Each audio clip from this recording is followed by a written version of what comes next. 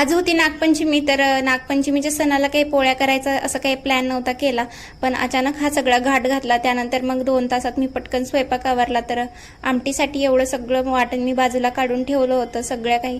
तर याचा फुल व्हिडिओ मी चॅनलवर अपलोड केलेला आहे, नक्की जाऊन पहा. तर त्यासाठी मग पटकन आवरावर चालू झाली. एकीकडे मी डाळ लावली, एकीकडे मग आमटीची पण तयारी चालू होती. तर पुरण पण छान असं मी परतवून घेतलं. त्यानंतर आमटीला एक फोडणी दिली. तर हे सगळं करायची अजिबात इच्छा नव्हती, पण नंतर ठरवलं की श्रावण महिन्यातला पहिला सण आहे, सण काही वारंवार येत नाही. तर मग नंतर हे सगळा घाट घातला. तर लाडूबाईची इथे चांगल्या डुलक्या घ्यायचं काम चालू होतं. दिवसभर झोपली नाही आणि त्यानंतर संध्याकाळच्या वेळेला अशी डुलक्या घेत होती.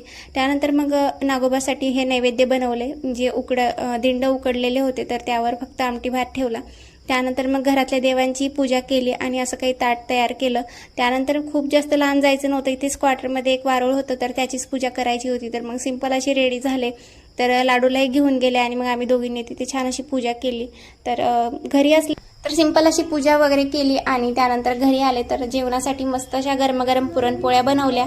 तर व्हिडिओ कसा वाटला नक्की कमेंट करून सांगा आणि आवडला असेल तर सबस्क्राईब करायला विसरू नका. चला भेटूया अशाच एका छानशा व्हिडिओमध्ये. तोपर्यंत बाय बाय.